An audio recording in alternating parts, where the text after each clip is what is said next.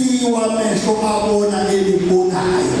Namanje bazalwane, namanje uthina abusisiwa amehlo abona esibonayo. Uthina nje bengasekho labafundi. Amen. Ngoba ziningi izinto zenziwa abantu ziyajabulisa. Ziningi izinto zenziwa abantu zibuhlungu. Osibonayo wena njengomntwana kaNkulunkulu isiphetho salakufa. Amen. Kodwa nalezinto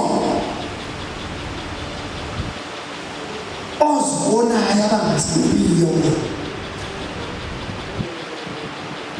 ngesipho nesabelo osiphiwe uNkulunkulu ngendodana yakhe uJesu.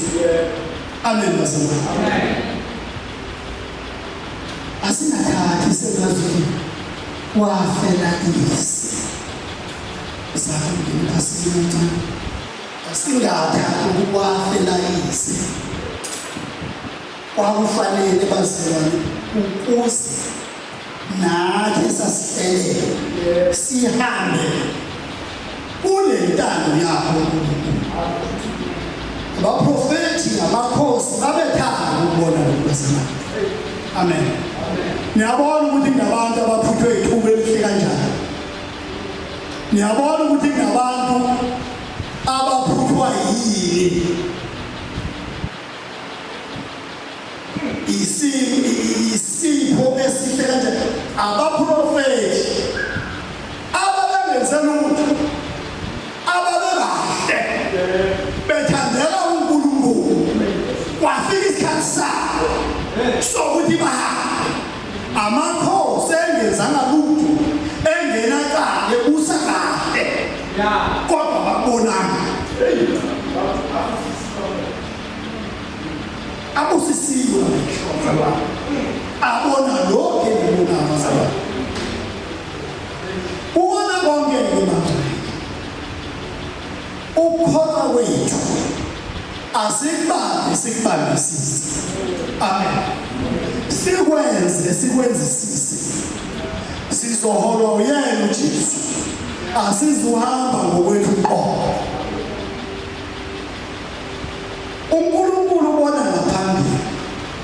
Ubona okusuka kuzokwenzeka. Uma ngiphindele emuva kancane, uJesu ukhuza lento yamadimoni. Wayazi ngalesisikhathi manje inkonzo zobafika nalezi. Wayazi. Ukuthi wavele wakusho nje bona ngokweza ukubehlisa. Wayazi. So bazalwane, ukukholwa kwethu asiphathisise, sikwenzisise ukona konke sinxuse yena, ukona konke sicele yena, sizoshaya endleleni akusuka kuhle ngoba sibhekene nesitha, sisezweni lesitha elethi ikusasa liyeza phambili. So into ezokwenzeka sizohamba endleleni sishayela, sithole imbuzuko, sithole konke, sibe nembuzuko. Songena sinjalo sithaka. Songena sithaka ngamathupha ngoba akuzuka lolu. Musu ukuthi mawuvelelwa inkinga kube sekufike eqala kuwena ukuthi into azothi inkinga kakhulu wena ukhona. No. Yabona lokhula kwami ngaba senkuwa no2 no.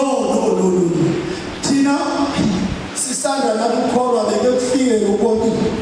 Yabona ke manje wasiyalwayo. Amen. Ivelo daliwe. Lokubheka kancane sambulelwe inkosi uJesu ngoba ithandile ukusambulela bazalwane. Asiphathe ngokuqiyelela ivangeli, siliphathe ngobunono, silihloniphe, sigcine konke okufanele ukusiholela ensindisweni yabo.